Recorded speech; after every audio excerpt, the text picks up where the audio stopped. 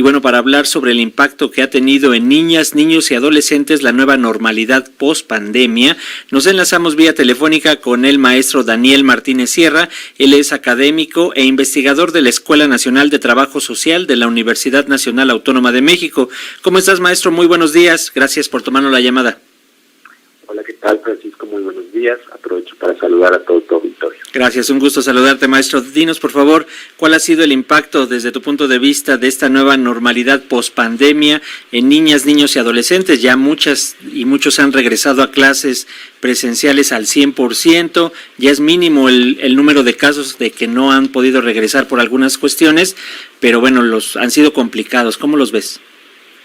Mira, me parece que es muy importante que podamos hacer inicialmente un balance de lo que ha sido esta pandemia. Tanto 2020 como 2021 fueron años desafiantes y lo sigue siendo actualmente, si bien más para unos que para otros, particularmente por el tema de las pérdidas laborales, la pérdida de ingresos, enfermedades, incluso muertes, ¿no?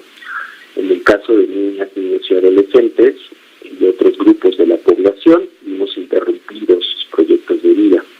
Y sin importar todo este cúmulo de problemas sociales, seguimos haciendo home office, seguimos atendiendo muchas situaciones en casa, nos convertimos en cuidadores de familiares,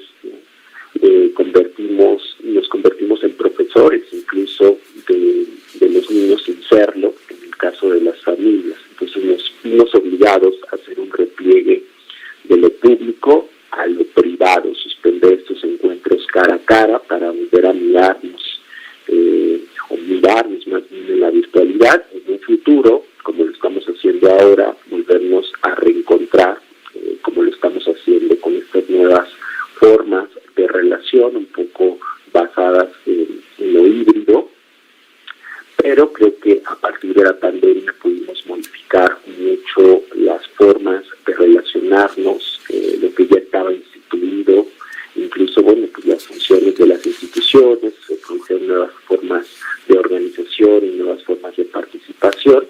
Las escuelas tuvieron un papel muy importante, sobre todo pudimos valorar la importancia que tiene en la vida de los niños, de las niñas, de los adolescentes, como este espacio de socialización, como un espacio de protección y no solo como el espacio generador de conocimientos. Vimos la vital importancia, creo que los padres, las madres valoraron el papel de los docentes y se dieron cuenta que no era una tarea para nada sencilla. Así hayan o sean papás que tengan alguna formación a nivel licenciatura, a nivel posgrado, etcétera, presentaron severas dificultades en el proceso de enseñanza, porque no son profesores, carecen de estas técnicas pedagógicas, de estas maneras de acercamiento a los conocimientos. Sin embargo, el balance es agridulce en términos de las implicaciones que ha tenido en materia de salud mental en niñas, niños y adolescentes. Tenemos importantes incrementos en materia de depresión, ansiedad. Hay algo que ya habíamos identificado que se le conoce como el síndrome de la cabaña, donde los niños mostraban dificultades para poder salir de los espacios familiares por el miedo al contagio. Y esto tuvo que ver con el fenómeno de infodemia, esta sobresaturación de información vinculada con el COVID-19, donde las narrativas, sobre todo en la primera etapa de la pandemia, tú lo recordarás, eran totalmente devastadoras. Aprendíamos la televisión, la radio, y lo único que escuchábamos eran muertes, era poco avance científico en materia de vacunación, etcétera, y esto pues por supuesto genera un estrés en la vida de los niños. Sumado a ello, esta carga de tareas, trabajos, actividades excesivas que realizaron, hacía que tuvieran más de 8 horas frente a la computadora, y eso pues por supuesto tiene efectos negativos en su desarrollo debido a la importancia que tienen los procesos de socialización. Una computadora, una red social no sustituye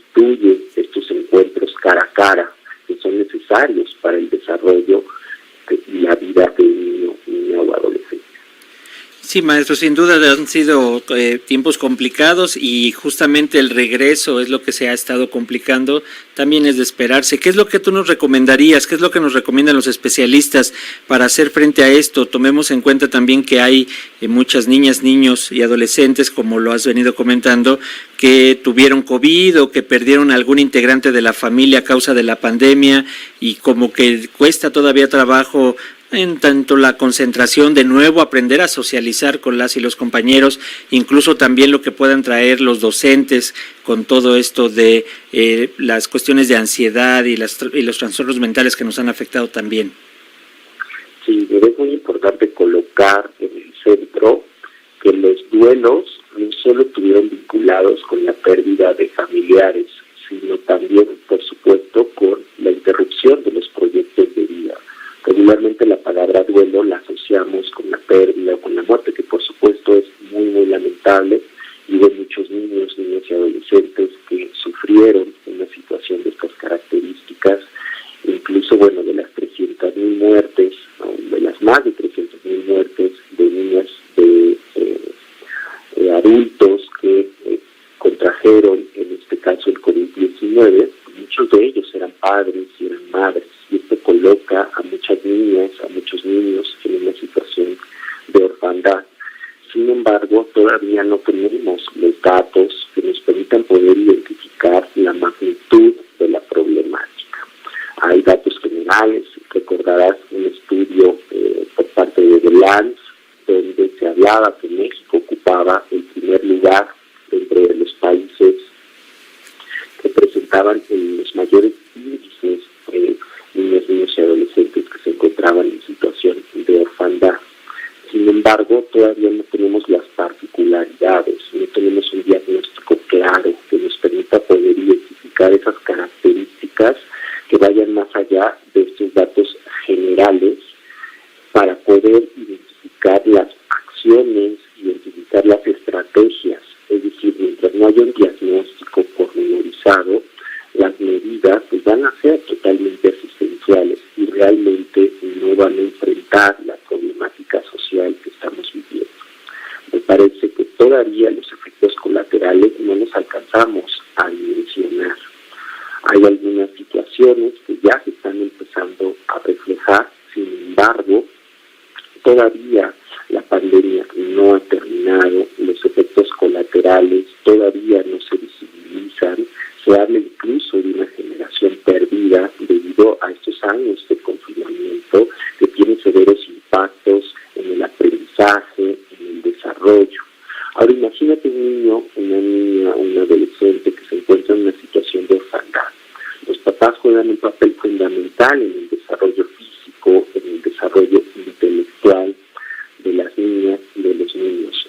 El hecho de que estas figuras tan importantes, tan representativas, no se encuentren en el espacio familiar, pues va a generar una serie de vulneraciones en materia de sus derechos humanos. Uno de los primeros derechos humanos que se vulnera a partir de una situación de orfandad, por ejemplo, es el derecho a la educación. Debido a las limitaciones económicas o porque el papá o la mamá eran el principal sostén económico, muchos niños, muchas niñas dejan de acudir a las escuelas por este tema, porque las dificultades económicas son tan grandes al interior de las familias que la educación para algunas familias resulta un lujo, ¿no? Implica un gasto mayor, implica que los ingresos se van a ver reducidos en caso de que los niños sigan acudiendo a las escuelas. Y estos son algunos de los efectos colaterales que está trayendo la pandemia. Va a haber una mayor cantidad de niños en condición de calle debido a los problemas de carácter socioeconómico que están experimentando las familias. Por eso es indispensable, en el caso, por ejemplo, de las escuelas, que los profesores y las profesoras estén capacitados para poder identificar situaciones de estas características que puedan ser derivados a las áreas correspondientes, porque son las maestras y los maestros quienes en esa cotidianidad identifican una serie de problemáticas que es necesario que sean intervenidas. En ese sentido, necesitamos una mayor cantidad de trabajadores sociales, necesitamos una mayor cantidad de psicólogos que puedan darle un seguimiento a estas situaciones que están experimentando los niños y sobre todo tener un diagnóstico claro que nos permita poder identificar qué acciones, qué estrategias podemos implementar que vayan más allá de acciones generales, sino que se pueda derivar incluso en una política pública que proteja a la niñez, que proteja a la infancia ante situaciones de estas características. Muy bien, maestro Daniel Martínez Sierra, muchas gracias por estos conceptos, estos análisis y en estos minutos para las audiencias de Radio Educación. Mantenemos la comunicación porque, como bien señalas, faltan todavía muchos diagnósticos por conocer y te agradecemos estos minutos. Muchas gracias, maestro. A ti, muchas gracias. Hasta pronto, académico e investigador de la Escuela Nacional de Trabajo Social en la Universidad Nacional Autónoma de México.